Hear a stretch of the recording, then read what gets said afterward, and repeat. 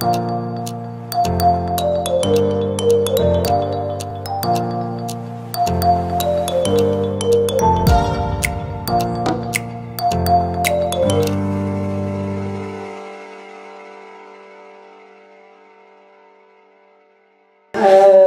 vous me donnez cette chance, je vais vous parler des animaux que j'aime le plus au monde, presque. Mes amis m'ont surnommé Géconette. Hein? Ouais, vous allez voir pourquoi. Donc je suis évidemment une fan de geckos. Je les adore. Peut-être que dans une vie antérieure, je pense que j'ai des geckos.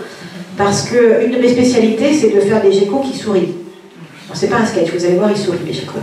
Donc ça, c'est un gecko vert de Marlborough. Je ne vous donnerai pas les noms scientifiques. Hein. D'abord, ils n'arrivent pas à changer, donc ils me fatiguent. Comme ils font des études génétiques, toutes les 2 secondes, on change tout, donc on va rester sur les noms que j'ai inventés pour certains. Vous me pardonnerez ça? Non, parce que les noms français, il n'y en a pas de toute manière. Donc là, vous avez un gecko vert, ça aide, de la région de Marlborough, sur le chapeau de mon copain, et qui sourit. Et vous avez le même super souriant sur un hibis, donc sur un arbre. Alors les geckos sont territoriaux, ils vivent tous sur leur arbre, enfin leur arbuste, leur coin, leur truc. Gecko heureux, vous ne trouvez pas? On a dit poétique et bucolique. Hein. Là, vous avez un autre gecko heureux, vous voyez comme il sourit? Ça, c'est un gecko commun. Vous avez un autre qui sourit toujours. Ça, c'est un des plus beaux qui puisse exister. C'est le gecko joyau. En anglais, on dit joyeux gecko. Nautilus gemelus, vos dernières nouvelles, hein, mais ça a peut-être changé. Et donc, chaque dessin est différent. Et on l'appelle joyau parce qu'il a comme des petits diamants qui sont dessinés sur le corps. Alors, celui-là est l'un des plus rares qui puisse exister et l'un des plus braconnés. Donc c'est pareil, je ne dis jamais où j'étais. Et je ne suis pas signée, mais enfin je me suis engagée à ne jamais expliquer ni montrer un quelconque endroit, parce qu'en plus, comme les braconniers sont européens, vous pensez qu'on est vachement appréciés. Alors une histoire avec ces geckos joyaux, justement, plusieurs avaient été braconnés. Et les braconniers allemands se sont fait choper. Les geckos ont été rapatriés et en fait l'un des étudiants qui connaissait tous les geckos a pu les identifier et savoir exactement d'où ils venaient et les remettre. Bon, depuis ils ont été déplacés, on les a mis dans un autre endroit. C'est comme des coffres-forts vivants en fait, hein. On les prend, on les met ailleurs et personne ne saura où ils sont. Ça c'est un gecko de la forêt, bon le gecko, qui sourit hein. Et là c'est un striped gecko. Donc le gecko rayé, ou le Steven's Island gecko, le même, en jaune, avec une petite particularité, dans l'œil, vous voyez une tache rouge, c'est ma veste de travail. Ce qui me permet de signer mes photos, en fait, j'ai une veste du Department of Conservation, donc qui est orange, vert, pour que les hélicoptères nous trouvent et que ça se reflète dans les yeux des geckos, c'est super. Toujours le même, striped, alors... J'avais travaillé avec Les, mon copain de Nouvelle-Zélande, parce qu'il pense que chaque œil est différent, comme une carte d'identité. Et que faire un gros plan de cet œil, je peux y arriver là, comme ça, permet d'identifier chacun des geckos. Vous voyez, avec ce dessin absolument parfait, qui est complètement différent, ils ont des yeux comme ça parce qu'ils sont nocturnes. Et ça leur permet de se déplacer et d'avoir une... Ouais, je ne suis pas scientifique, enfin bref, ils sont nocturnes, ils voient mieux avec ça.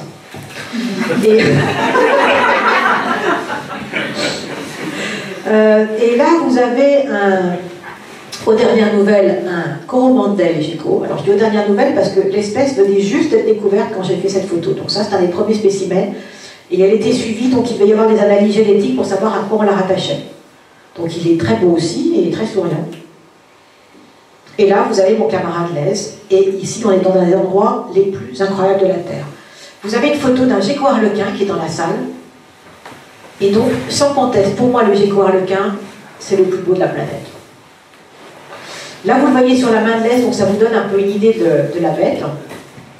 On était sur l'île Stewart, qui est une île tout au sud de la Nouvelle-Zélande, donc subantarctique, réellement, et au sommet de l'île Stewart, donc là pareil, je ne vous dirai pas, mais il faisait extrêmement froid parce que rien n'arrête les vents de l'Antarctique. Et vous avez des rafales à 100 km/h. Quand vous sortez, je vous jure, c'est comme dans un dessin animé. Hein. C'est comme si vous alliez cling, cling, cling, cling, vous cassez en petits morceaux, c'est horrible.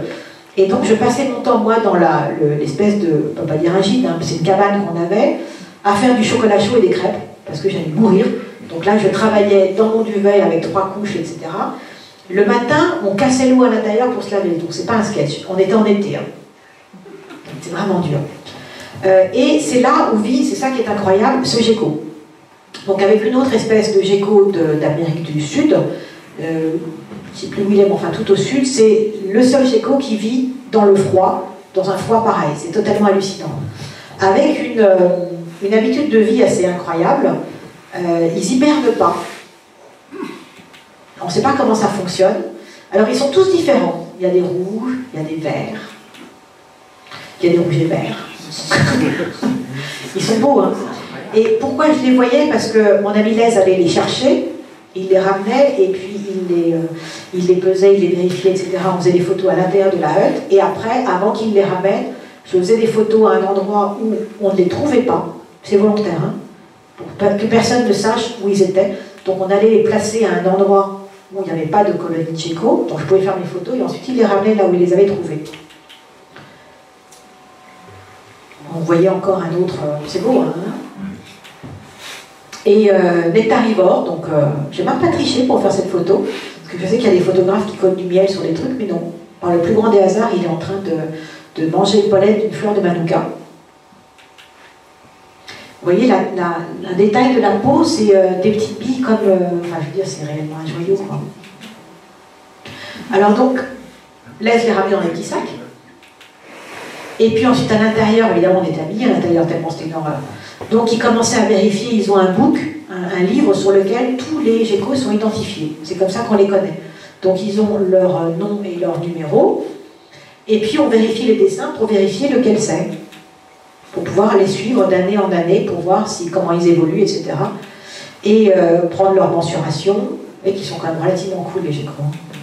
Pour ça, c'est l'animal le plus gentil de la planète. Après, on les pèse.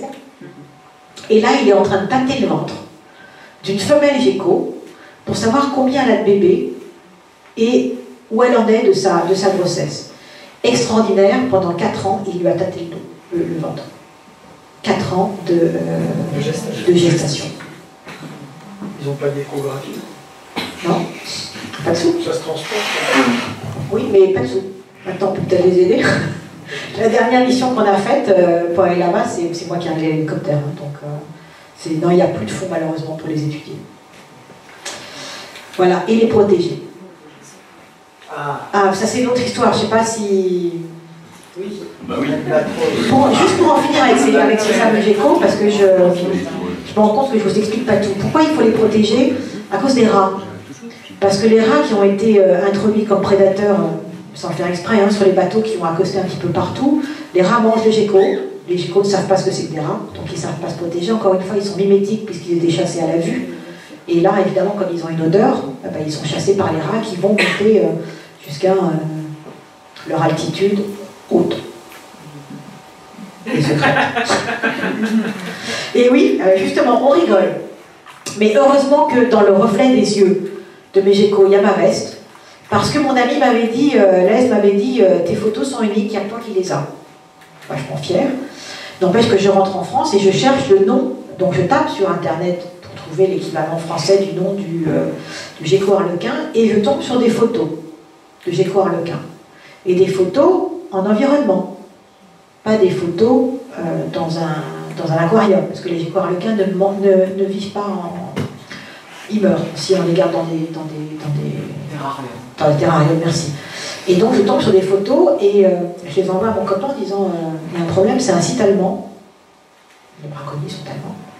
Donc c'est un site allemand et manifestement ce sont des photos qui sont faites in situ. Qu'est-ce qui se passe? Donc il a remonté les photos à la brigade anti-braconnage de Nouvelle-Zélande, qui n'ont pas écouté qui j'étais, ce que j'avais fait, ont commencé à lancer des foudres en disant et d'abord pourquoi elle a des photos. Du coup, j'ai renvoyé mes photos avec le reflet de la veste dans les yeux en leur disant toutes mes photos sont signées du Department of Conservation. Ce sont vos photos. Et ça m'a permis de m'en sortir. Ils ont, ouais. Alors je travaille beaucoup avec le Department of Conservation. En fait, mes photos, je dis que ce sont leurs photos parce qu'ils les utilisent pour toute leur com, sur les sites, sur les rapports, un petit peu partout, sur toutes les ONG de Nouvelle-Zélande les récupèrent aussi pour faire de l'éducation environnementale en fait. Hein. Alors là, vous voulez encore une histoire ou pas? Ah mais c'est après, ça c'est l'albatros royal d'abord. Donc on vous a, malheureusement, on avait prévu de vous mettre la photo, mais elle est abîmée, donc on l'a pas en exposition, mais vous l'avez comme ça. Un oiseau qui est totalement mythique, hein, en hommage à Pierre Jouventin, qui la verra pas, et qui est le spécialiste. Donc vous avez toute une exposition sur les albatros au restaurant qui est à regarder parce qu'il y a beaucoup d'éléments qui fournit qui sont super intéressants. Et pour moi, les albatros, c'est parmi les plus beaux et les plus gentils oiseaux du monde, donc j'en suis complètement gaga.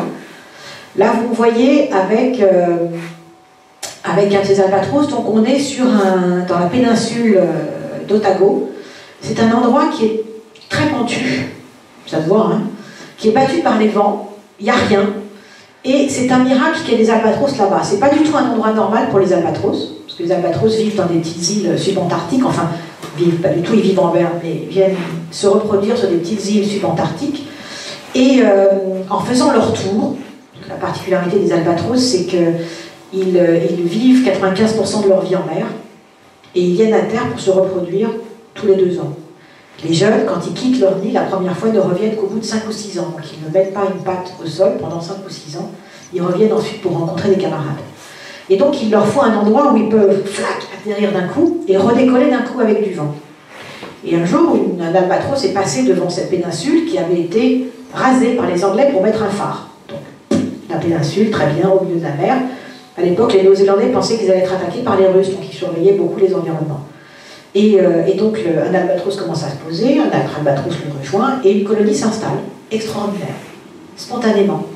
Et la colonie a été relativement rapidement protégée, et depuis, il y a un travail énorme qui est fait pour les protéger, évidemment, des gens, que les touristes ne rentrent pas pour perturber les oiseaux, mais aussi des rats, comme d'habitude, des rats et des souris qui peuvent très bien attaquer les albatros comme elles le font sur d'autres îles, et puis des mouches, qui aussi vont pondre dans les poussins ou dans les œufs, et puis les chiens, les chats, etc. Donc il y a un gros travail, et également pour aider les albatros à supporter cet endroit qui n'est pas un endroit normal pour eux, pour nicher, où il fait trop chaud, et où parfois il y a des difficultés, les adultes ne reviennent pas toujours à temps. 7000 km pour nourrir ces petits. 7000 km pour nourrir ces petits. Donc là, vous voyez, pour vous donner une échelle, un albatros royal, qui est la gentillesse incarnée, hein, poursuivie par une mouette, qui est la non-gentillesse incarnée, et ça vous donne une idée de l'échelle. Là, vous voyez une variante de l'échelle. En rouge, quand même, c'est vraiment impressionnant. Et il vole au-dessus de votre tête à 100 km/h, avec une précision incroyable, surtout quand il vole au-dessus de votre tête, vous vous dites, j'espère qu'il est quand même vraiment ultra précis. Et quand il se pose, alors il arrive avec ses ailes 3 mètres d'envergure, plaf, d'un coup, et il va rabattre, avec un système vachement étudié, refermer ses ailes. Merci Charles. Hein, c'est dingue. Hein. Et là, j'étais assise à côté d'un nid. La femelle était en train de couver son œuf. Et le ranger m'avait dit, là, ça fait, parce que un certain nombre de jours que le mâle n'est pas revenu, donc à tous les coups, il va revenir aujourd'hui, donc tu restes positionné près du nid et tu vas voir le chassé-croisé sur le nid, qui est un événement. Donc le mâle, effectivement, arrive, se pose. Et vous savez, quand vous avez l'habitude de l'Afrique et des autruches qui sont la première cause de mortalité humaine, vous n'êtes pas rassuré avec un oiseau qui est, quand vous êtes assis, qui est plus grand que vous, avec un bec comme ça. Donc moi, j'étais assise devant la femelle, pas trop loin, mais pas très près. Et quand le mâle est arrivé, il a commencé à marcher vers moi, vous voyez. Il arrive en me regardant. Moi, j'étais un peu pétrifiée, je commençais à plus respirer, dans le genre, oups, je suis peut-être trop près de sa femelle. Qu'est-ce qui va se passer? Et là, je me liquéfiais là. Hein. Franchement, je n'osais plus bouger, je n'osais plus respirer. Et il continue à s'approcher en me regardant. Puis, quand on est flippé, ils n'ont pas l'air gentils, hein, ce qui est totalement faux. Et là, il s'est rendu compte qu'en fait, j'avais peur, et il m'a contourné. Ce qui était quand même assez cool. Donc, il a fait le tour. Il est arrivé, pendant ce temps-là, sa femelle l'appelait. Allô? Ils ont commencé par se faire des câlins à n'en plus finir. Donc, les albatros se parlent, ils sont heureux de se retrouver. Alors, ils sont assez rares sur cette colonie. Hein. Il y a quelques couples. Mais on a l'impression vraiment qu'ils se racontent et comment ça va ton voyage, parce que, comme rappelait Raymond, un albatros fait 7000 km pour nourrir son poussin ou pour aller se nourrir lui-même. Et pendant ce temps-là, donc, le compagnon ou la compagne reste à couver, puis ensuite il revient et il relaye, mais plusieurs jours. Et c'est ça le boulot des rangers, c'est de surveiller si le compagnon ou la compagne revient, effectivement. Parce qu'autrement, si l'albatros n'est pas nourrie, elle ou il peut abandonner l'œuf, parce qu'il faut quand même survivre, et donc il y aura un problème pour l'œuf. Donc quand les rangers se rendent compte qu'il y a un problème, ils vont faire un truc très rigolo, je vous montrerai tout à l'heure, ils vont substituer les œufs. Enfin là, pour l'instant, le mâle revient. Donc vous voyez le câlin, extraordinaire. Alors les albatros, ça parie pour la vie. Et vous avez quelque chose d'assez remarquable. Vous avez des mâles et des femelles qui forment des couples, mais vous avez des femelles qui forment des couples. Ce ne sont pas des animaux homosexuels, je n'aime pas ce terme, ce sont des couples parentaux. En fait, pour se décider à vivre ensemble, les albatros mettent des années et des années et des années. Et comme rappelait Pierre, les femelles vont choisir des mâles plus jeunes parce qu'elles investissent, hein, pas dingue. Pendant 50 ans, elles vont quand même compter sur le bon compagnon ou la bonne compagne. Et donc parfois, il peut arriver que des femelles s'entendent mieux avec d'autres femelles et décident de former un couple parental. Donc elles vont rester ensemble pendant ces 50 années, toujours le même couple. Alors évidemment, l'œuf va être fécondé par un mâle, mais c'est pas lui qui va élever le petit du tout. La femelle va féconder son œuf et elle va l'avoir avec sa compagne. C'est réellement la marque de confiance qui peut tout à fait fonctionner. Donc là, nous avions un mâle et une femelle. Et vous voyez toujours le bonheur. Donc la grande difficulté pour le compagnon qui revient, c'est d'arriver à déloger son camarade. Parce qu'en fait, il est tellement bien sur l'œuf que peut-être tranquillisé, pas envie de bouger, pas confiance. Donc continue à y rester. Et il y a peut-être un film qui va se lancer. Ouais. Alors, pour que vous le voyez bien, je vais le faire différemment. Vous voyez? Ouais. Donc, vous voyez, la femelle finit par se bouger, elle laisse sa place, mais elle range le nid avant de partir. C'est mignon. Hein, elle range tout bien. Voilà. Ensuite, c'est le contraire. On refait des câlins. La femelle va encore papouiller son mâle avant de partir, et puis elle s'envole. Elle s'en va à son tour pour plusieurs jours. En espérant qu'elle revienne, puisque les albatros ont une vie difficile en mer. Hein. Parfois, ils se font choper par les hameçons. Parfois, quand ils descendent aussi pour prendre du poisson, ils se font choper par les requins. C'est une vie qui est dure. Là, vous voyez ce qu'on appelle le gaming. Donc, on pourrait appeler ça paranuptial, mais c'est pas vraiment une paranuptiale, c'est un moment où les albatros commencent à se rapprocher. Donc c'est un peu comme Jacali. Ça marche à 3, 4.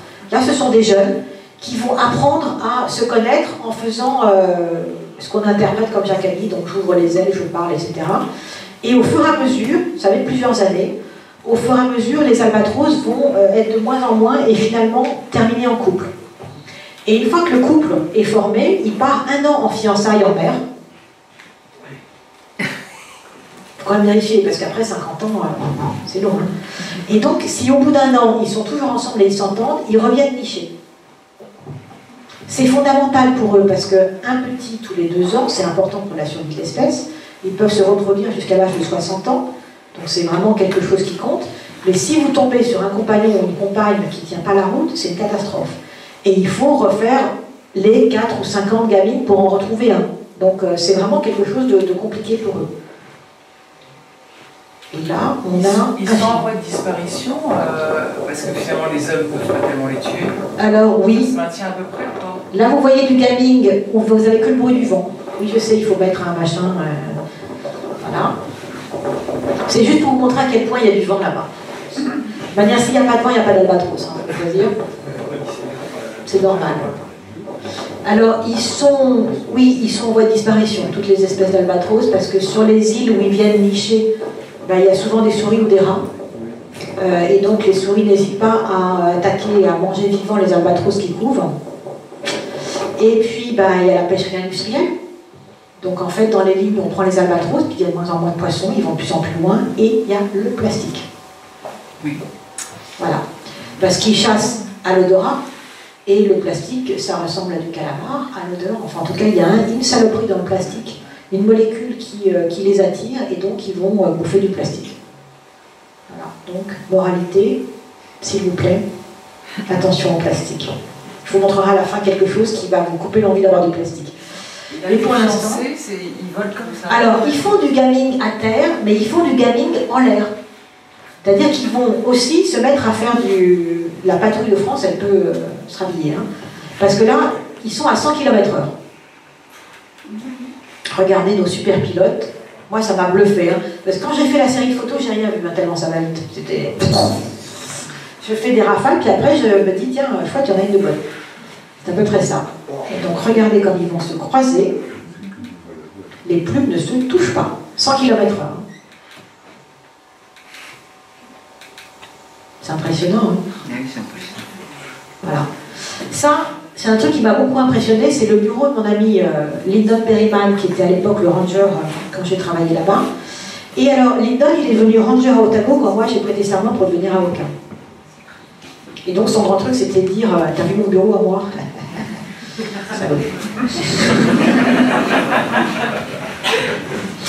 Voilà, Lyndon, qui donc me dit t'as vu mon boulot à moi? Donc lui, il passait son temps à s'occuper des albatros. C'était un vrai père pour eux. Là, donc, vous voyez un albatros couvant. Et celui-ci, cet albatros couvant, Lyndon va lui faire un échange d'œufs. Alors je ne me souviens plus, peut-être que c'était parce que le mâle ou la femelle n'était pas revenu depuis assez longtemps, mais donc il vérifie et il va lui demander de prendre son œuf et de l'en donner un autre. L'albatros est d'accord. C'est quand même extraordinaire. Il y a un truc pour lequel l'albatros n'est pas très d'accord, c'est pour le baguet. Donc les jeunes qui sont bagués, parce que chacun a des petites couleurs sur les pattes pour savoir qui c'est, les jeunes savent très bien que Lyndon est en opération bagage. Donc leur grand truc, c'est de voler autour de lui sans jamais se poser. C'est vachement marrant. Mais de plus en plus près. Donc là, vous voyez Lyndon qui attend avec son petit panier blanc. Il devrait changer de truc. Hein. Je pense que ça marcherait mieux, opération bagage, parce qu'ils ont dû repérer le truc. Et au bout d'un moment, quand même, il arrive à les choper. Vous voyez la taille du jeune. C'est quand même costaud, quoi. Il le chope, il va lui attacher les petites bagues sur le pied, et après, il va les lâcher. Alors ça, attendez, ça je vais vous le mettre en plein écran, parce que c'est trop drôle.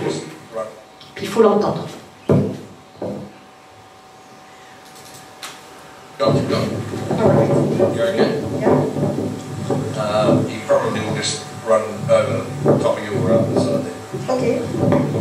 Donc là, il me dit, je vais la remettre après.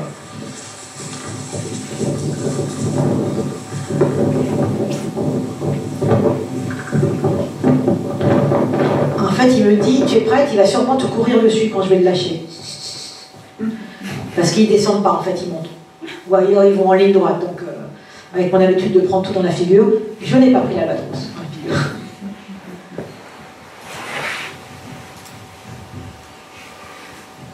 Donc là, vous avez une maman avec son poussin. Enfin, oui? Oui, juste une petite question. Parce que on vous a entendu faire, moi je vous ai entendu prendre des photos depuis 2 jours. Ça claque, là, surtout quand vous êtes en rafale. Ouais. Comment ils le supportent? Ouais. Bah, alors, justement, j'ai deux appareils, un silencieux, mais qui n'est pas assez rapide, et un très bruyant, que vous avez entendu, qui fait comme une sorte de Rambo, qui est horriblement bruyant. Donc, certains albatros me toléraient, d'autres pas. Quand je suis proche comme ça d'eux, je suis en silence, je suis avec l'autre appareil. J'utilise l'appareil qui fait du bruit uniquement quand j'ai tourné le moteur. Donc quand je fais des rafales comme ça pour les suivre en plein vol, si j'avais pas cet appareil-là, je ne pourrais pas faire les photos. Mais quand je suis proche d'eux, je suis toujours en mode silencieux. Même les singes de tout à l'heure. Ah mais ça les fait rigoler. D'abord les singes, j'avais pas encore ce boîtier-là à l'époque, parce que c'était 2006, donc c'est un boîtier relativement récent. Mais non, ça les dérange pas en fait, le bruit ne dérange pas. C'est plus le comportement qui va déranger que le bruit. Alors il y avait certains albatros par exemple qui ne voulaient pas que je m'approche de leur nid, donc ils clapaient du bec. Et je savais que là je ne devais pas aller, et ce qui était rigolo c'est que quand j'y retournais 1 an après, ils me voyaient arriver, ils clapaient du bec. J'avais rien fait, j'avais pas sorti l'appareil, j'arrivais, dans le genre, ah t'es revenu? C'était tu t'approches pas quoi. Ils se souvenaient très exactement de moi, c'est genre, non ça va là, c'est bon. Donc là, bah, moi ils sont petits, en train de le nourrir. Alors ça se passe avec des tapotages de bec, pour savoir si le petit a faim, pour lui donner envie, ou quand le petit a faim, c'est chacun tapote le bec de l'autre. Vous voyez surtout cet immense albatros avec cette petite boule de duvet, quoi. C'est toujours pareil, c'est la douceur qui est extraordinaire. Et qu'est-ce qui est fait avec l'œuf quand il l'échange? Alors il le donne à un autre albatros. Ah, ok. En fait, il y a un albatros qui est peut-être mieux nourri, qui va garder un œuf qui est plus récent, et l'albatros qui est moins bien nourri, qui va garder un œuf qui est un peu plus avancé. Ça permet de limiter le risque pour le poussin, en fait. Voilà. Au cas où il y a une catastrophe et qu'il faille effectivement mettre l'œuf en couveuse, il vaut mieux aller mettre un œuf qui est plus âgé qu'un œuf qui est plus jeune. Là, vous voyez le bébé albatros qui commence à déplier ses ailes, on est loin des 3 mètres. Hein. Et puis, voilà, encore un petit film avec un bébé. Ce qui est rigolo, c'est la taille du bec. Quand ils sont petits, on a l'impression que le bec fait déjà la moitié du corps.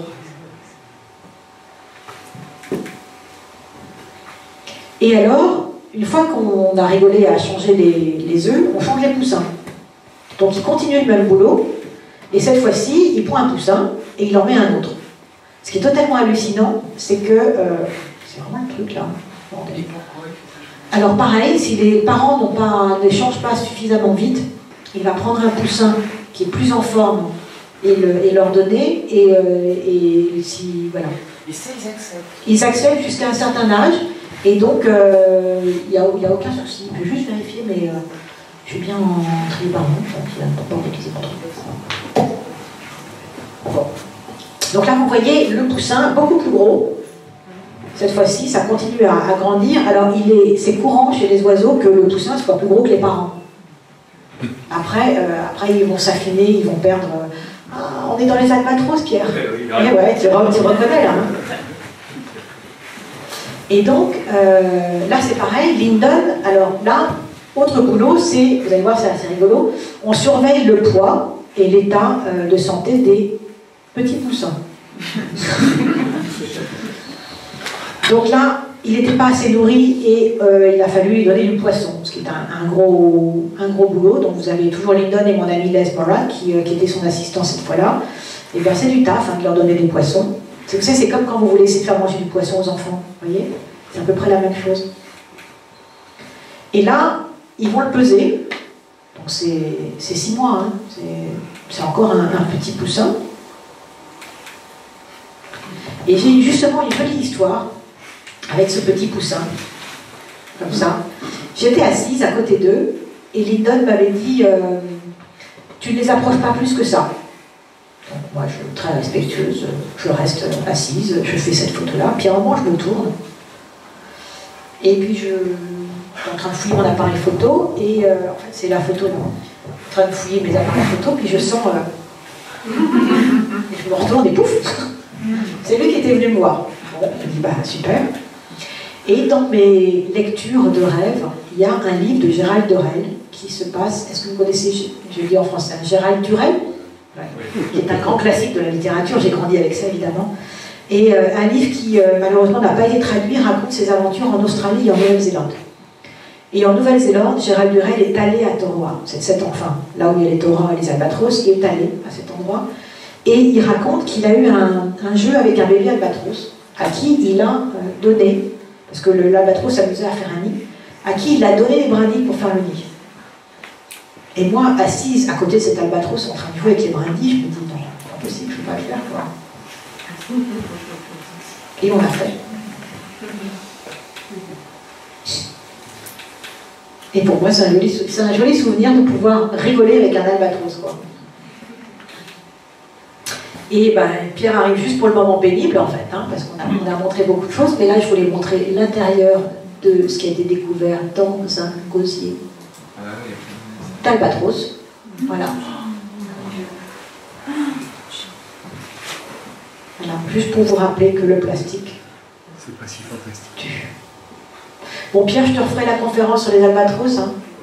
Mais au moins, tu sais pas si j'ai dit des bêtises. C'est l'intérêt. Voilà, on continue, donc j'ai un peu gâché mon effet.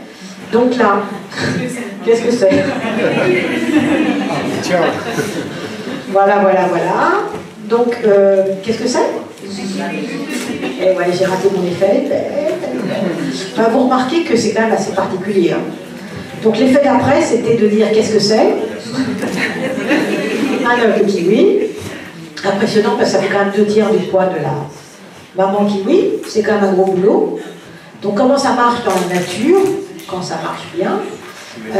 La maman kiwi qui a cet œuf-là, qui fait 2/3 de son poids, quand elle arrive à le pondre, elle en a ras-le-bol, donc elle s'en va. Et le papa kiwi couvre l'œuf.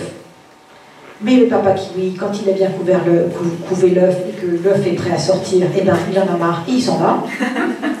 Et le poussin, il se débrouille.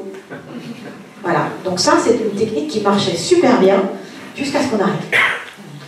Et tous les kiwis sont solitaires, sauf une espèce que je vous montrerai tout à l'heure, qui est l'espèce Tokoeka. Ne me demandez pas combien il y a d'espèces de kiwis, parce que ça change tous les jours, et là aussi, c'est pas grave. Il y en a plusieurs. Et là, pour les kiwis de Montbel, les plus rares, pour les kiwis Rowi, pour les kiwis les plus menacés, il y a une technique absolument incroyable qui a été mise en place. C'est plus qu'une technique, d'ailleurs, c'est toute la population de Nouvelle-Zélande y travaille. Ça s'appelle Operation Nest Egg. Donc c'est un jeu de mots pour dire one, un peu à la James Bond, qui veut dire, si on traduit mot à mot, opération nid œuf, mais en réalité, Nest Egg, ça veut dire aussi petit pécule, donc notre trésor. Et cette Operation Nest Egg, ça marche avec des bénévoles, comme Rangi que vous voyez ici, et puis le Department of Conservation, bien sûr, et les ONG. Donc l'objectif est d'aller récupérer les œufs qui sont couvés par les mâles, de les ramener dans des sites où ils sont couvés, où les petits sont élevés, et ensuite de les ramener dans des crèches, puis quand ils sont adultes, de les ramener en liberté. Pourquoi? Parce que le kiwi est un des rares animaux de Nouvelle-Zélande qui a un mauvais caractère, et qui se bagarre pour son territoire, en tout cas un des rares oiseaux qui fait ça, et donc il est capable, étant adulte, de se bagarrer contre les chiens. Par contre, un petit qui sort de son œuf, c'est de la pâtée pour chat. Voilà. Donc ça, c'est une vraie catastrophe. Donc là, voilà pourquoi vous voyez un œuf de kiwi entre les mains d'une soigneuse. En liberté, les kiwis, ça vit là. Ça, c'est une des forêts de l'île du Nord. Et vous voyez un des bénévoles, ici, qui est avec un radioémetteur pour surveiller où sont les mâles en train de couver. Là, vous voyez un sourire de mâle. Et un kiwi adulte ça c'est un Tokoeka de l'île Stewart. Sauvage, hein, donc je vais pas, la photo elle est sauvage. Et puis Rangi. Alors toute la famille y travaille, ce sont donc des bénévoles, hein, toute la famille travaille dans cette forêt pour aller chasser les prédateurs. Donc éviter qu'il y ait des chiens, des chats évidemment, mais surtout des fouines, des belettes qui ont été introduites pour se débarrasser des lapins et qui ont proliféré à outrance. Et puis les opossums d'Australie qui ont aussi été introduits pour leur fourrure. Mais on a réalisé qu'ils mangeaient non seulement tous les arbres, mais qu'ils mangeaient également les œufs. Donc ce sont des forêts qu'il faut réellement protéger. Et pour ça, il y a des pièges pour attraper les prédateurs. Il n'y a pas d'autre technique. Les pièges sont efficaces, ça tue le prédateur le plus vite possible, mais la seule solution, c'est de faire ça et de régulièrement, presque tous les jours, aller les surveiller, les vider, etc. Alors, quand les fameux œufs sont pris et sont ramenés, vous allez voir quelque chose qui est très rare, parce que la première année où j'y suis allée, je ne pensais pas à filmer, et une des soigneuses qui avait un œuf comme ça m'a expliqué que l'œuf, il fallait vérifier si le poussin se portait bien. Et donc elle a fait un truc extraordinaire, et pendant des années, je me suis dit, j'aurais dû filmer. Et quand j'ai eu l'opportunité de recommencer, je l'ai fait. Et donc là, je vais vous la mettre en grand écran, parce que c'est un truc rarissime. Donc,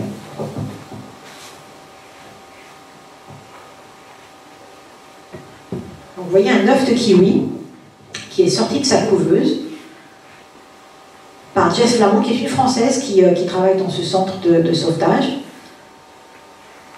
Pour savoir comment se porte le poussin à l'intérieur, on met un crayon et on parle au poussin. Et le poussin, vous allez le voir répondre.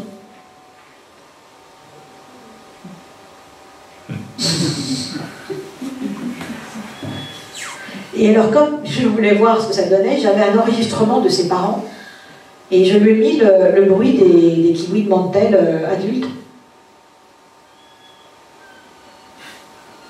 Et vous voyez le poussin répondre. Alors, j'ai appris par la suite que tous les oiseaux parlent à leurs poussins. Il y en a même qui sont absolument extraordinaires, qui leur apprennent des choses quand ils sont encore dans l'œuf. Et les poussins répondent. Pardon? C'est sûr que c'est tous les oiseaux. Tous les oiseaux parlent à leurs poussins, simplement on ne voit pas. Même les poules. Je crois que c'est tous les oiseaux. En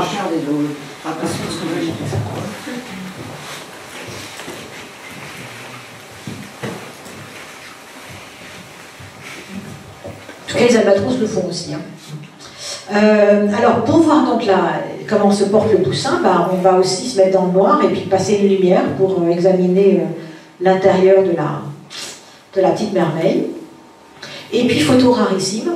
Là encore, j'ai eu une chance extraordinaire. J'étais chez des amis à Rainbow Springs, qui est un autre site où on protège les kiwis, et c'est l'anniversaire de Claire Travers, qui était la ranger en chef. Et, miracle, le jour de son anniversaire, alors qu'on coupait le gâteau, il y a un kiwi qui a éclos. Si c'est pas beau, ça.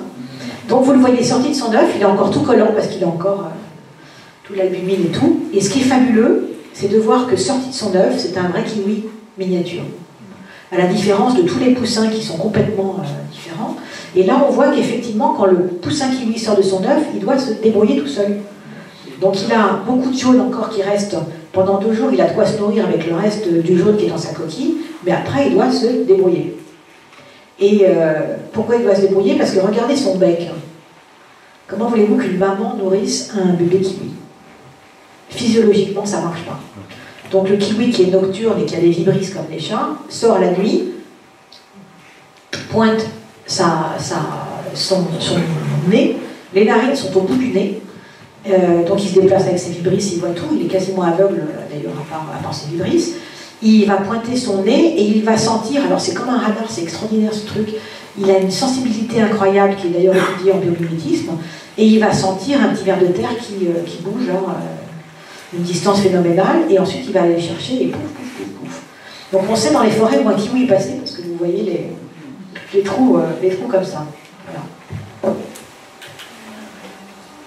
Alors une fois que le kiwi est sorti de son œuf, on le met dans un sèche-linge, donc vous avez un sèche-kiwi là, et puis ensuite on commence à le nourrir jusqu'à ce qu'il ait une taille suffisante. Donc là vous voyez, miam miam miam, bon appétit. C'est de la pâté pour chat avec plein de trucs, enfin c'est une recette spéciale améliorée. Et quand ils ont cet âge-là, on les met dans des crèches. Donc des crèches, ce sont des îles comme celle-ci, Sumter Islands, qui sont hyper protégées, donc 0 prédateur, et on amène tous les bébés kiwis là pour grandir tranquillement entre eux. Donc là par exemple, vous avez plein de kiwis. Jean-Philippe, c'est un hommage. Pour les trouver, ben, la seule solution, c'est de travailler avec le radioémetteur qu'ils ont sur eux. Une fois qu'on les a trouvés, ben, il faut rigoler pour rentrer dans les terriers, parce que c'est comme nos blaireaux, ça vit dans des terriers, les kiwis. Donc il faut arriver à rentrer dedans et les choper. Et puis ensuite, voilà, vous voyez mon ami Anna Edmonds avec un jeune kiwi, donc pareil, on va le peser, on va vérifier que tout est en forme et tout ça. Donc là, les enfants participaient à la vérification du bagage. Et ici, autre boulot, on est à Stewart Island. Une autre espèce de kiwi, Tokoeka, complètement différente parce qu'elle vit en famille. Donc celle-ci, il n'y a pas l'opération dont je vous parlais, l'opération Nest Egg, mais il faut surveiller que les kiwis se portent bien, parce qu'ils sont tous territoriaux, et il y a des chats, malheureusement.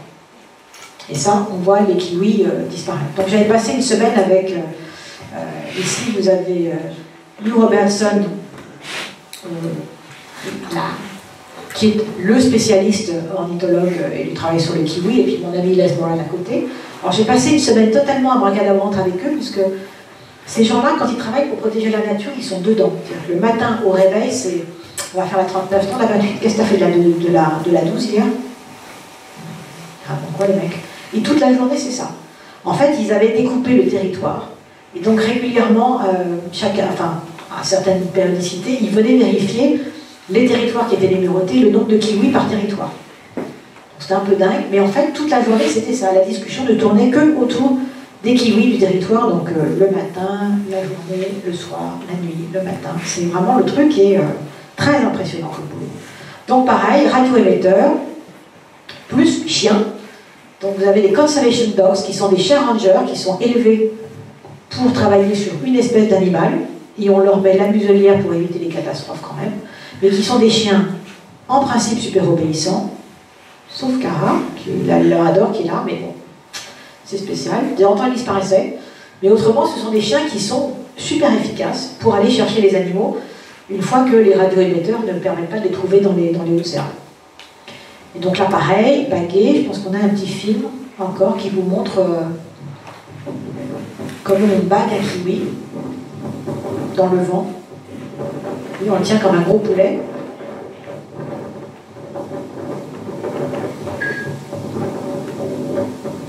Et puis on note les observations. Voilà. Ça se défend quand même. Hein. Et là, une autre crèche, c'est la fin de cette histoire, où j'étais dans les Marlborough Sounds, donc là on est à la limite, on est à l'île du Sud tout en haut, j'allais, je sais plus, sur une île, je sais plus pourquoi, et en montant, je trouve un chien sur le bateau, donc je me dis, pas possible, s'il y a un chien sur le bateau, c'est un conservation dog. Donc je rentre et je vois qu'effectivement il y a un ranger qui est là, donc je vais le voir, et je lui explique qui je suis, il connaissait mes photos tournent en boucle sur le site, enfin sur les ordinateurs des gars, donc ça aide. Et donc il me dit effectivement qu'il va relâcher des kiwis romis, donc je lui demande de l'accompagner, et là, vous allez voir, c'est magique. Donc le chien, il est tout content d'aller en expédition, encore un chien qui travaille, les bébés kiwis sont dans la boîte, donc là c'est le ranger Ian Gorham qui a fait ce travail. On accompagne les bébés kiwis sur l'île de Motuara, qui est une crèche en fait, qui est aussi accessible au public, mais qui est une crèche. Mais même si vous y allez, vous ne les trouverez pas, hein, les bébés, ne cherchez pas. Donc ils ont tous une petite puce. On vérifie, on les note avant de les relâcher. Le chien surveille tout. Et après, hop, on le relâche pour qu'il aille dans ces espèces de crèches qui sont fabriquées où il y a d'autres kiwis qui les accompagnent. Mais généralement, le kiwi, en fait, il n'est pas sûr de lui, donc il revient. Mais si tu dois y aller, on le force à y aller. Le chien surveille bien que le kiwi rentre dans la maison. Pas pousser, quoi. Hein.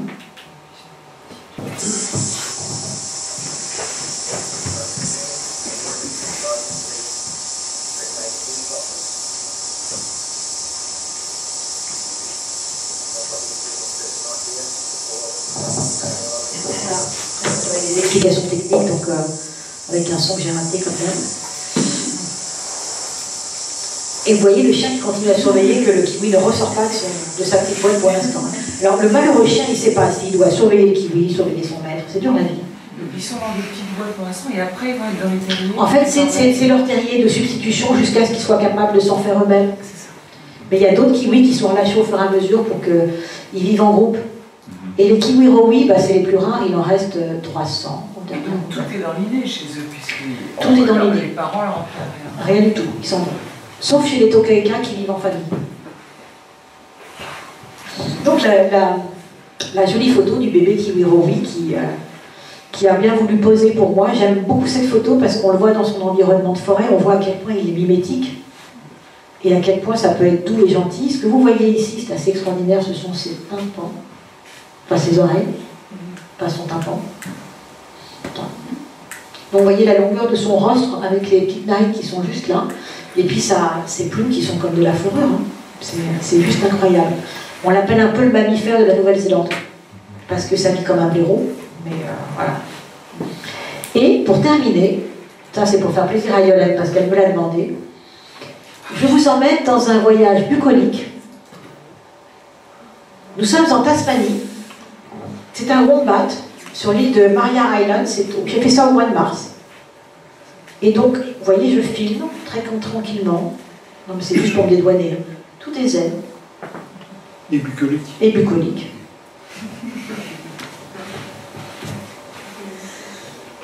Juste profitez de l'instant de sérénité. Mettez-vous à ma place. Vous êtes allongé sur le sol. Vous êtes content de voir un wombat. Vous avez encore pas lu grand-chose sur les wombats. C'était bien le problème. À part que c'est un marsupial. Très costaud, hein, quand même. Ça, c'était une maman, il y avait ses petits derrière, donc c'est des marsupiaux qui passent leur temps à brouter et à dormir. C'est un peu des tanks. C'est des tanks parce que rien ne prend, hein. C'est de la masse de muscle, hein. C'est pas du gras ce que vous voyez. Regardez bien.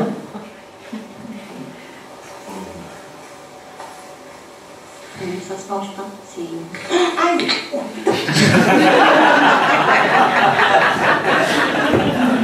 Voilà, et en fait, je soupçonne Yolène de m'avoir invité à faire une conférence juste à cause de cette vidéo pour que je vous la montre. Non, c'est pas vrai. Oh, pas loin, pas loin. C'est l'accusation. Bon, je vous propose un dernier moment bucolique. Et puis après, réellement, c'est les dernières photos. Donc, pour vous faire partager un moment qui est magique, qui est rare, qui est vrai. Là, j'étais au Kenya à ce moment-là, donc il est 6 h du matin. Il n'y a rien à l'horizon. Dieu merci, aucune bagnole, personne. Que nous. Je suis très loin, au 500, pour ne pas déranger. C'est un des plus beaux lions qui est là-bas, qui est un des fils d'un lion assez connu qui s'appelait Notch. Et Notch avait une particularité, c'est qu'il gardait ses jeunes adolescents mâles avec lui. Ce qui n'arrive jamais. Hein. Généralement, les lions mâles virent leurs garçons. Et en fait, Notch avait, est-ce qu'on peut appeler ça l'intelligence, en tout cas l'imagination de garder ces jeunes mâles avec lui et donc de les avoir comme soutien. Et les jeunes mâles n'attaquaient pas leur père et au contraire venaient le soutenir. Et donc cette troupe de Notch avec les lieutenants en fait a été relativement puissante. Donc ça c'est l'un des fils de Notch qui a un peu gardé l'habitude de son père. Donc il vient, c'est quand même là, vous voyez, c'est le roi lion dans toute sa splendeur. Il est magnifique, 6 h du matin au Masai Mara, c'est magique. Et puis arrivent les lionceaux. Alors on les voyait arriver, hein, ils commençaient par ramper dans l'herbe, genre tu m'as pas vu, puis, bah évidemment je t'ai pas vu, tiens vas-y. Et donc ça commence à jouer avec le papa. Vous voyez la taille de la patte du père, et les crocs, et la douceur. Bah, un coup de patte, il les... Mais regardez la douceur et le jeu, où vraiment on sent qu'ils sont en train de s'amuser. Qui est-ce qui nous parlait de l'émotion animale? Encore une fois, la photo permet de la vivre et de ramener des moments où ils sont seuls. Mais t'es à combien de mètres à peu près? Une quarantaine, je pense. Donc ils te sentent pas? Je suis dans la voiture, en plus, donc pas du tout. Je n'existe pas, voilà. Je n'existe pas pour eux, ils sont seuls au monde. C'est un truc qui est... Voilà. Donc ça c'était pour vous rappeler qu'il fallait que je vous fasse plein de merci. Et puis pour vous rappeler qu'il y a plein de bouquins. Voilà.